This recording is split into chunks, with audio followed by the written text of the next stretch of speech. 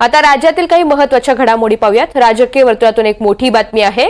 काल झालेल्या मंत्रिमंडळ बैठकीमध्ये एकनाथ शिंदे गैरहजर असल्याची माहिती समोर येते। मुख्यमंत्री यांनी रायगड आणि नाशिकच्या पालकमंत्री पदावरून सुरू असलेल्या वादावर तोडगा काढण्यास विलंब लागतोय आणि त्यामुळे एकनाथ शिंदे त्यांच्यावर कमालीचे नाराज झाले असल्याची चर्चा आहे। म्हणूनच शिंदेंनी मंगळवारी झालेल्या मंत्रिमंडळ बैठकीला दांडी मारल्याची चर्चा राजकीय वर्तुळात आहे। शिंदेंसह त्यांच्या 4 मंत्र्यांनीही या बैठकीला दांडी मारली। दरम्यान ज्या अर्थी एकनाथ शिंदे हे मंत्रिपदाला चिटकून बसलेले आहेत त्या अर्थी ते नाराज नाहीत असं विधान संजय राऊतांनी केलंय।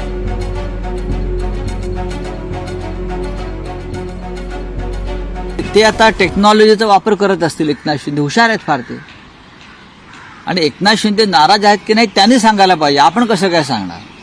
त्यांनी सांगायला पाहिजे हो मी नाराज आहे, किंवा त्यांचे जे बॉस आहेत फडणवीस त्यांनी सांगायला पाहिजे हो एकनाथ शिंदे नाराज आहेत।